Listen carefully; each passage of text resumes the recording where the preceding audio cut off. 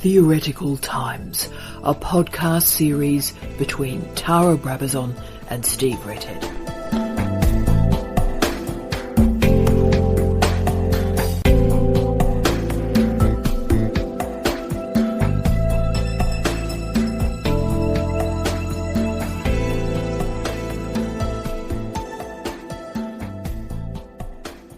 Hello, I'm Tara Brabazon and welcome to this, our final podcast, in our Theoretical Times series. And this concept is Claustropolitanism. Very important concept and should be, I'm hoping, a very positive podcast, taking us home to a better future, I trust. So Steve, for listeners that perhaps have come in late, what is Claustropolitanism, our final concept? Claustropolitanism. The concepts that we've been working with, I've been working with on the book Theoretical Times, all come out of the theorists that we looked at. And they actually do come from a reading of these theorists. These theorists didn't make these concepts up. My reading of them over a long period produced these concepts. And claustropolitanism is a classic example of that. It's a concept which comes from Virilio's statement, pithy statement, that we are moving from cosmopolis to claustropolis. And I kind of bent it into a suggestion that we have this, what I would call a global cultural condition of claustropolitanism now. I think, just very, very quickly, claustropolitanism, in my sense of it, is a global cultural condition which is accelerated, so it's actually coming about very quickly, but also we're in it and we're out of it. It isn't necessarily linear, like solid modernity to liquid modernity, which Bowman very cleverly put forward. I think it's something which is circular, but I feel that the claustropolitanism that I'm describing is increasingly something that we have to take seriously, and it's particularly since the global financial crisis. So I think it's connected to that event. I suppose, very briefly, I did try and do this for the criminologists Steve Hall and Simon Winlow at Teesside recently for their book Revitalising Criminological Theory, and they use this idea of claustropolitanism in their working out of an ultra-realist criminology, so I'm really proud of that. The idea that I talked to them about was this suggestion that we all feel so closed in, so claustrophobic, we can't do anything about the processes that are happening to us, like reproletarianisation and so on. Yes. We feel basically that we have to get off the planet. Yes. And I do sometimes feel that personally. But I think this is a global condition increasingly caused by the processes that we've been talking about in the podcast series. So it's a structure of feeling, in Raymond Williams' terms. Yes. And I'm suggesting it, I suppose. I think it is quite an elusive concept. Yeah. I think it's working, but it's a work in progress. I also think it has cultural traction. There's a lot of work that you and I have been doing through the year that hasn't actually been published yet in any form. We've been gathering notes on it on our collective hard drives of our computers. And I think there are some key cultural examples of claustropolitanism. And I'm thinking particularly, say, Top of the Lake. Yes. The great show from New Zealand, of course, Jane Campion. Breaking Bad is another great example. The Tunnel and The Fall. Yes. Now, we've been collecting notes on these television programs. Do those programs fit into the claustropolitanism that you're trying to configure? I think they do. And I mean, they're good examples, and we've really enjoyed them as consumers. But something like Top of the Lake, just take that as an example, where people were living in containers. Yeah. At the end of the world. At the end of the world.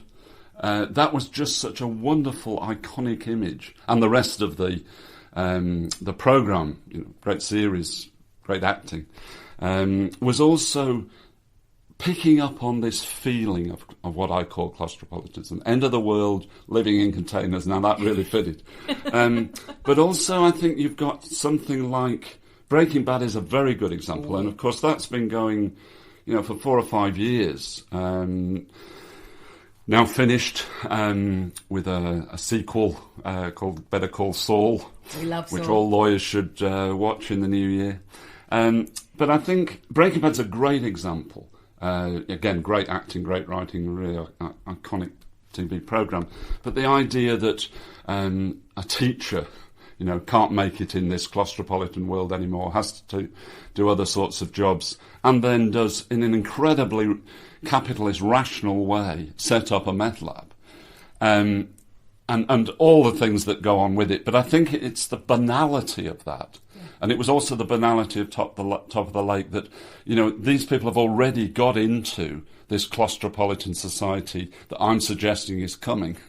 Maybe always in the last instance coming, but still they've picked up on it. They can call it whatever they like, fast capitalism or whatever they want to call it. But actually, there is something, particularly in those two programmes, that I found quite riveting while I was trying to write this Theoretical Times work. Can I also, before we move on to The Tunnel and the Fall, the one example I forgot, of course, was Orange is the New Black. Yes, I would put that there which too. is another great example in a woman's prison where it really does feel like the end of the world, doesn't it? Yes, that was a great example. Brilliant prison drama. Again, brilliantly written, great acting, but also quirky enough. It fits those other programmes, and these are in different countries, by the way, globally consumed in cult ways. And I think that's true of something like The Tunnel too, The Fall. These are superb dramas, but they're picking up on something which wasn't there before. And I think it is that recent. I think it's really recent, and it's the same sort of condition that I'm talking about with claustropolitanism. So there's some really interesting cultural production, and I'm sure we can find lots of other examples. It'd be interesting to hear from podcast listeners what they think about other cultural production. But I think that's something, that is worth exploring. And Charles Sturt University, the Faculty of Arts where I work has been doing some really interesting work with Baudrillard and Breaking Bad, for example. Fantastic. Students' work in that area has been superb, and the teachers teaching them, absolutely superb. Obliquely not connected to this work, and when I found out about it, I was astonished. But of course it fits. And it is very much dealing with after September 11, it is. After the global financial crisis, Yes. Reproletarianisation, everything we've talked about, acceleration, everything we've talked about resonates within these programs, I think. Yes, and say for Breaking Bad, we've got a lot of the material that's been generated around that programme, and a lot of very good academic work in those books and papers on Breaking Bad. And I say, hopefully Charles Sturt stuff will come out too. That's fantastic. One of the other variables we haven't discussed through this podcast series, but I think does resonate again with the concepts we're talking about, is masculinity. Now, you and I, through our careers before we in fact met each other, did a lot of work and were quite interested in that new men's studies, the new masculinity studies. Jeff Hearn's rendering of it particularly. Hello to Jeff. Hi to Jeff. But masculinity in these programs we're talking about is deeply troubled. Perhaps it's a metonyme or a metaphor that masculinity within claustropolitanism is deeply troubled. So why is masculinity in trouble during these theoretical times? And it's a great question. I'm not sure I've got an answer. I think that, there was certainly, with all the sociology work on deindustrialisation, post-industrialisation, post-industrial culture, postmodern culture, there was often a suggestion that, traditional masculinities had reached their end point. Yes. What are men for anymore? And there's all sorts of... That's a great question to consider, I think. Questions like that I ask myself every day. But I do think this is shifting it into another gear. The claustropolitanism stuff is so fundamental in some ways that it's actually asking, huge questions, as we were in the podcast about reproletarianisation, about what is work, what is the ability to sell your labour power about anymore. And these are future questions to do with sustainability of societies, sustainability of work, sustainability of gender relations, race relations, and so on. What do families look like? Yep. And if we can pick up on, say, the fall, which is a great example that we left underpacked in the last question, I think. The fall, in terms of its relationship between the feminine and the masculine, is very complicated, isn't it? Yeah, I think so. And I think it's good that these programmes, which are actually under the genre of thriller or detective series or whatever, are actually exploring masculinities, femininities in a way that they haven't really been explored before.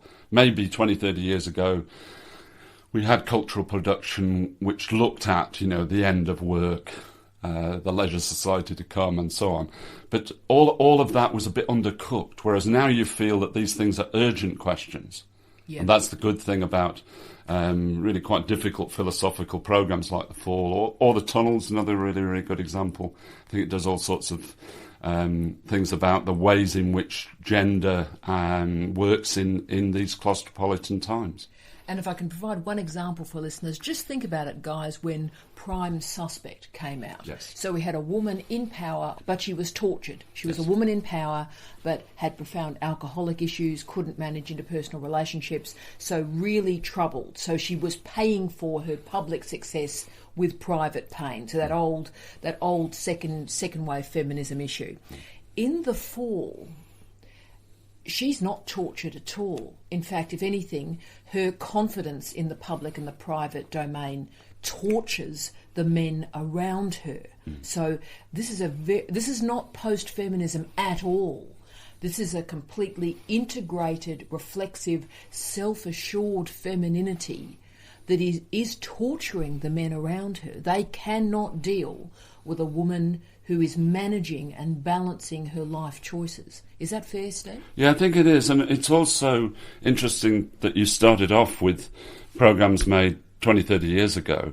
And I think you've got a development of, say, police series where you can move through from Prime Suspect through all sorts of other programmes internationally through to something like The Fall. And in that period, the urgency of what it is to be female, what it is to be masculine in these particular professions has been asked for 20 or 30 years in cultural production. But as I say, the urgency of these questions is now really on the table, whereas before it was almost, we're asking these questions and we're entertaining. These programs have a real resonance, I think, and the reason they have the resonance is because the changes have almost come to fruition. Yeah, and that's the claustropolitan element of it, because it feels very tight. It feels Absolutely. very urgent. Closed in. It feels frightening. Yeah. I think the feminine as frightening for the masculine in a way that's incredibly urgent. Yeah, I agree. And not like it has felt before. No. So, and again, it's not that I think feminism has worked or feminism has been successful. That's not what we're saying at all, because I think there's plenty of work to do, particularly in contemporary Australia. There's plenty of work to do. But there is a fear, there is a sense of concern and worry and frustration and claustropolitanism within masculinity in response to these femininities. So that's perhaps where future work And I think that you'll happen. find that, the same sorts of issues to do with race and ethnicity in similar kinds of TV programmes. I can think of plenty of other examples of things that I've been watching in the last year which deal with race and ethnicity in the same sort of way and in an urgent way, which makes it feel like these questions have to be resolved. Yeah, and that's great. I mean, that urgency can often create very good political momentum as well, which of course leads to our final bit of our conversation, Steve. And I want to try and finish, if I can, on a positive note, because some of our sessions have been quite bleak. I think our reproletarianisation was powerful, but also fearful and very concerned. So let's try and find the good in it. To quote Lenin, I suppose, what is to be done? In policy or political terms, how do you think we can manage this situation, this claustropolitanism? How can we create, again, the good from it? Well, with difficulty, but I remain an optimist, even in my northern pessimism. Yes. I think going back to some of the theorists in theoretical times, if you go back to the period when Coletti and Althusser were writing, and at their height, really in the 1960s, the point about that period, particularly in Western Europe, was that you had organised labour movements which had political wings which actually had major international effects. And when Hobsbawm talked in the late 1970s about the forward march of labour halted, he was saying something really profound. We only realised it 40 years later, but he was. Yeah. And I think what's dominated in critical theory, for example, which we've been looking at quite a lot, in this 40-year period, is actually libertarianism. Now, I'm not a libertarian in these terms at all, and I think the political organisation and policy organisation is absolutely crucial. If we want to get out of this closed-in, bunkered-down situation, then we have to certainly produce, better answers than we have had in the past. But we've also got to have different kinds of organisation. And I think the dominance of libertarianism is quite interesting in this sense. I think one of the things that, makes me think of sort of ditching my interest in Berylio very often is the libertarian. I mean, he calls himself an anarchistic Christian. And I think his policy interventions, he does a lot of work with the homeless, for example, and it comes from the worker priest movement that he was part of, and so on. I think on a personal level, all of those things are really, really interesting. Yes. But in terms of theory, very often what roads come out of those theories are these libertarian anarchistic futures, which just really don't go anywhere. So I'd beware libertarianism. Yeah. But in order to get political organisation back, globally, I think we've got a long, long way to go. And you can't just rely on a few conferences with people like Zizek and Badiou, which are all we've got in some ways, theorising new forms of political life. Well, you need a damn sight more than that. I'm not suggesting that that's a bad thing. I think it's a good thing. But actually, we're a long, long way from the terms of political debate that were there 30 or 40 years ago when international labour movements meant something. I think we have to pick up on those where we can. I mean, South America is a really good example where some of those international labour movements have turned themselves into political movements and changed things within countries, but only for a relatively short time. The international relations field now is pretty bleak, but we have to keep going with it. Do you think one of the causes of that is actually disconnectedness? Because I've noticed, certainly through my life, is the challenge is there's great politics and people doing remarkable progressive work, yep. but it's deeply fragmented and it's deeply disconnected. So there's work over there, there's sort of leisure lifestyle over there, there's shopping over there, there's the feminist movement over there, there's masculinity over there, family politics is all sort of messed up, and then there's digitisation and all the variables that wash through it. Is disconnectedness important to these theoretical times? I absolutely agree. So I think we have to reconnect. And one of the things about theoretical times and the theorists that we've been discussing and the optimism of some of this work is that it is about reconnecting. It's trying to theorise globally and to get right what these processes that we're talking about are. So I think we're back to the issues of policy initiatives. I don't think you can avoid those things. I really don't. No. You can't just sit back on Twitter and hope for the best. I really think that kind of libertarianism is just a waste of time. Yes, so these are the political organisation and the build-up of sustainable policies is going to take a long time, and also it has to be done in an uneven development way. So I think you have to find areas, particularly in the countries that you're living in, and develop those. So that they may be environmental, they may be political, they may be social.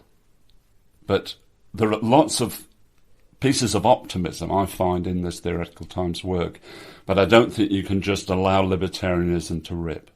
No, I agree with you, and I think we've resolved many of these issues and described why this momentum, this progressivist momentum that's connected up thinking is important to theoretical times. Yeah. So and that's exciting. We should be ending on an exciting It is note. exciting. It is exciting and incredibly positive, I think. So, Steve, what I need to do is firstly thank you for going through this incredible array of theorists and concepts, because I have pushed you and I've asked some quite uncomfortable issues and questions that a lot of our listeners would have asked of you as well. I also want to thank all the great people who have offered commentary all the way through, and literally we've been doing it in real time. People have been offering us comments in relation to previous podcasts, and we've enfolded those comments into future ones. So we want to thank all those guys and gals who have stayed with us. And it's a great way to work. I think it's well worth thinking about writing and then doing podcasts. Yeah, so we might indeed do some future work on this, because also we're very interested in helping early career scholars and PhD students and so forth think about writing in their career. And this has been a very interesting initiative from the pair of us to speak the argument, test the argument, have a series of podcasts, and then you're writing this up into a book. So we thank all the people that have stayed with us through this process. You've been amazing. Thank you to all our Twitter friends. Thank you to all our friends on Facebook, the guys and gals that follow my podcast on LibSync. We really thank you, and let's hope a better day is a-coming, and let's hope that it's theoretically rigorous as much as politically progressive.